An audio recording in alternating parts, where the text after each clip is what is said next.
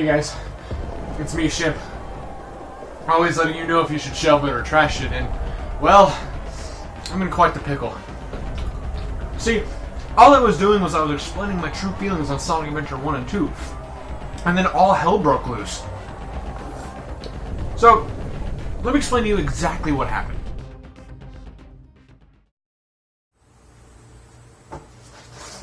You know, I think Sonic Heroes gets a little too much hate. It's not a bad game by any means. And I even grew up with the PS2 version, which is considered the worst version, and I still got a blast playing it. Now, to be fair, I haven't played the game in a long while, so it could be nostalgia talking. What the fuck's nostalgic? So for this video, I'm going in completely critical, and I'd like to focus more on the little details here and there that people seem to overlook. Now, to get a better understanding on why people hate this game, I went to Twitter, and it seems that most of the complaints are the graphics not being as good as Sonic Adventure 2, characters being harder to control, enemies having health bars, levels not being that good, special stages being the worst to control, and rail grinding being wonky. So basically just graphics and controls. I'm going to keep that in mind the whole time I'm playing the game. Now, of course, when on the topic of this game, people will be sure to let you know that the PS2 version is the absolute worst port, the GameCube version is the best version, and the PC port is just kinda there. So today, I'll be checking out the Xbox version since I haven't sinned enough already, and because barely anyone ever talks about this one. So in Sonic Heroes, you are given the choice to pick one of 4 teams: Team Sonic, Team Dark, Team Rose, and Team Chaotix. Each team represents a difficulty: normal, hard, easy, and my spot! They also have their own stories. Team Sonic gets a letter from Eggman saying that he's gonna blow up the planet or something. Team Dark is a little more in depth. Rouge is trying to find Eggman's secret treasure? We don't ever get an explanation to what that is, but whatever. And then she sees Shadow in a capsule. Just a heads up, Heroes does take place after Adventure 2, so Shadow is supposed to be mega dead. Rouge starts hitting buttons, which wakes up Gamma from Adventure 1. Then Shadow wakes up, boom, boom, bang, bang, boom, guys, let's be friends! Also, they stop Eggman. Team Rose are enjoying a day at the dock?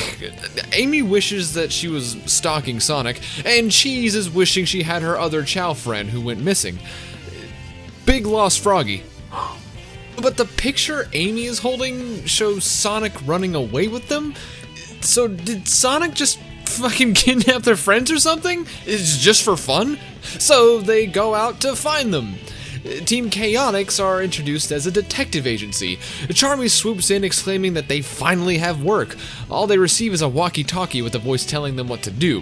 Espio says that he doesn't like this, and Vector says, eat shit, and then they do it anyways. So 4 different teams with their own stories. It's all pretty simple setups. What I don't understand is, are these stories happening at the same time? Because all teams fight the same bosses and go through the same levels, so I'm not sure what's the main story. And yes, I did say the same levels, so we're getting into the first complaint about the game. So Sonic Heroes follows the classic Sonic level layout from Genesis days. We have 7 zones with 2 acts each for a total of 14 levels plus boss fights after each zone. Now the levels themselves are repeated 4 times throughout the game, yes, but the level layout is always different. See, the levels change depending on what team you choose. A leisurely stroll through the beach with only a few bad guys here and there with Team Rose could be an enemy-filled hellscape for Team Dark. Team Rose usually starts somewhere in the middle of the level to put them closer to the goal ring, or the goal ring is just moved closer to the start. Team Dark's levels are the full level layout with a shit ton of enemies. Team Sonic is a perfect balance between the 2 teams, and I believe is the perfect duration for a 3D Sonic level. Now, replaying all these levels with the different teams, I gotta say I really like these level designs.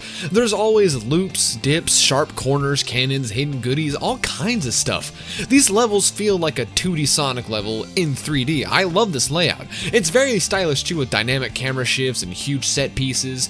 Now, don't get me wrong, sometimes they're really annoying. Like, for example, I love and hate Rail Canyon. The camera, the music, and the atmosphere is super cool. But the rail grinding is It's nowhere near as bad as people scream it is. You literally hold the direction you want to change to, tap jump, and then let go of the stick. Granted, the game doesn't really explain it all that well, but it's not that hard to get used to. At the end of every zone, you either fight Eggman or one of the other teams. Eggman's fights are easy, like really easy. And when you fight the other teams, they're easier. I'm sure you've also noticed by now that I've been focusing on mainly 3 teams, right? Oh, what about the 4th one? So, for the first 3 teams are simply just get to the goal, make your way through the level, and reach the end. Basic Sonic stuff, no big deal. Team Chaotix isn't any of that. See, I like to call them Team Fetch Quest. You're always tasked with doing boring deeds for their client. Collect a bunch of hermit crabs, destroy all the robots, don't get spotted, blow out 60 goddamn torches. Are you goddamming me right now? Now, each team has the same type of characters. Your speed characters are the fastest of the bunch. They do the homing attacks and some sort of whirlwind move, while still being unique. For example, Espio turns invisible when he does his whirlwind move. Power characters destroy enemies quicker and can also glide with all the characters. Flying characters will hoist everyone in the air and shoot out the other characters like cannonballs. When you defeat enemies or find hidden computer boxes, you'll see the character's color in a circle. Collecting them will level up your character. It's represented by the 3 circles underneath their icon. The more you get, the stronger they become. So strong that you'll be able to one-shot almost everything. If you die, you lose all the power-ups and you're back to square one. I personally really like this approach. It keeps the levels interesting by pumping me up with more juice. As you destroy enemies and collect rings, you fill up this meter at the top right. This is your Team Blast. When it's full, you can press the button to unleash a screen nuke. Each team has a different lasting effect. Team Sonic lets you shoot out Sonic again while the meter goes down. Team Dark temporarily slows down time. Team Rose gets invincibility, a level up to all the characters, and a shield. Jesus Christ. And Team Chaotix, I still don't know. Now, with all these characters, you're going to be constantly swapping between all of them to finish the level. It's kind of like a puzzle platformer. You're using each character for their specific traits to progress in certain sections of the level. A lot of people claim that it's really annoying, but I actually really enjoy it. Constantly switching up how you play while progressing to the level is much more interesting than this. But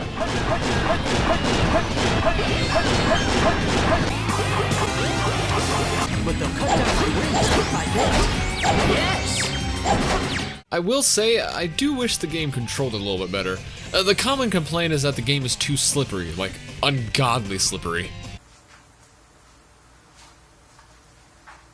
Okay, 2 tablespoons of butter. Butter. Ah, there it is. It's a lot worse in the PS2 version, so I can manage this port. I ended up jumping a lot just to stop myself from being flung off the side. Power characters are worse. When you start your punching moves, especially with Omega, you start sliding around the place. Using power characters is really beneficial for the levels, but it just sucks because they end up being your demise. It's not all bad because usually these levels are designed with the slipperiness in mind, which helps the game get a greater sense of speed. Adventure 2 wasn't really that fast to me, but that's fine, because Sonic's gameplay isn't exclusively speed.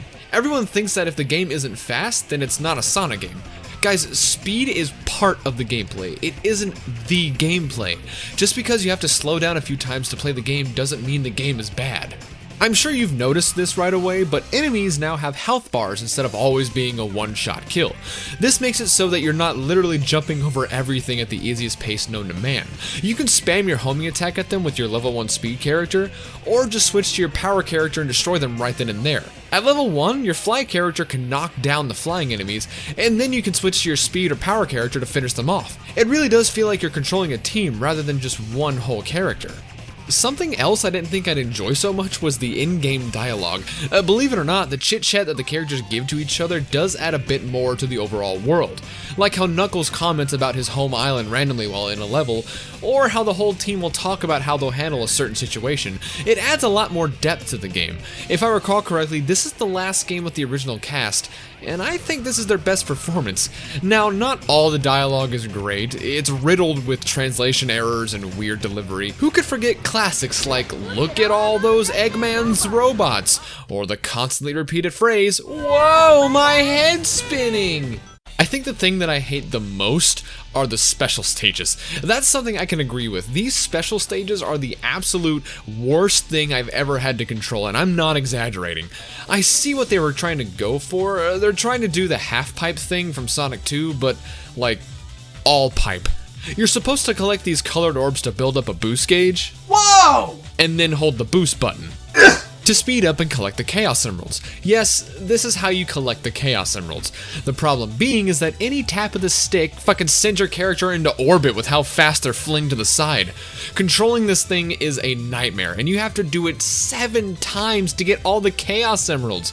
The way you get to these special stages is by collecting a hidden key in the level. You're supposed to hold onto the key until you beat the stage, get hit, and you lose the key, which is nice because it adds another layer of challenge to the level.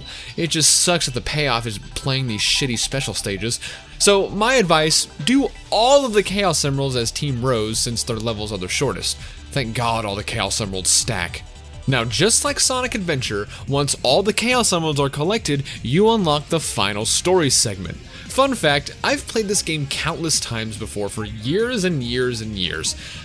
I've never played the final story. Yeah, this is my first time 100%ing the game. I don't know why. I think I always ended up losing my save or deleting it to make room for more saves on my old PS2. So what was it like playing this exciting final story for the first time? It was fucking awful. Yeah, I think I set my hopes too high. Basically, what happens is at the end of the chaotic story, we see that Eggman was on the other side of the walkie, and that the Eggman that they were fighting was a fake. In fact, every team encounters this fake Eggman, but only a few of them show that it was Metal Sonic the whole time. So all teams meet up to see that Metal Sonic is attempting to take over the world. Eggman says, "Man, I sure do wish we had the 7 Chaos Emeralds." Then he transforms for a really long time.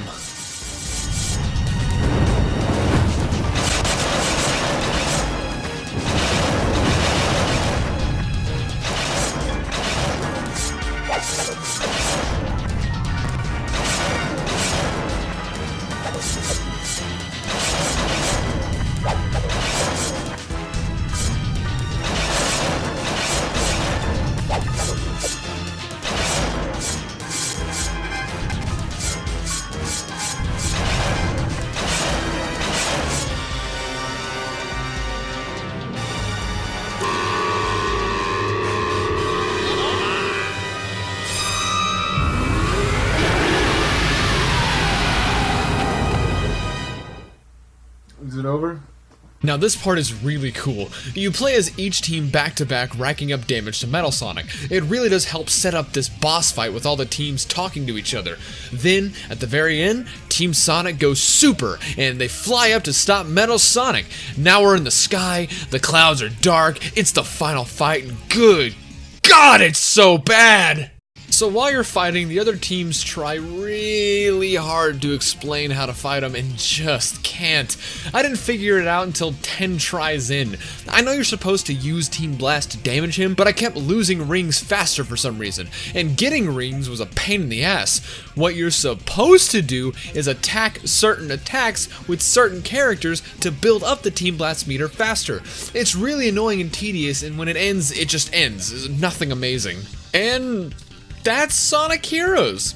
Even going through it again critically, I see what people are talking about, but it seems like people never gave it a chance, or just gave in to everyone else bad-mouthing it without even trying it. And playing on the Xbox, it wasn't buggy or glitchy. I think I only ran into one glitch twice.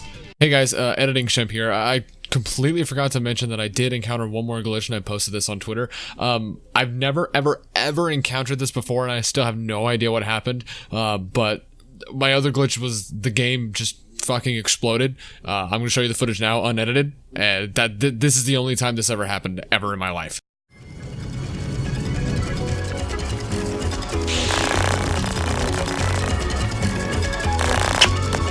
Yeah.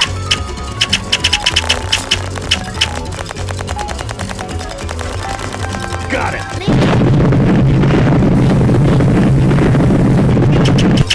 Got it.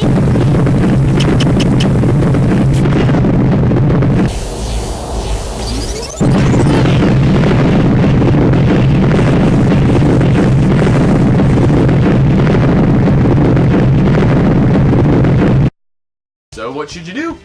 Shelve it? Or trash it? Well, I'm being serious, guys. I don't understand all the hate for this. See, I genuinely really like Sonic Heroes. I love the music, the level designs are really fun, it feels like a 3D classic Sonic game, and I honestly think it's better than Sonic Adventure 2. So, with that said...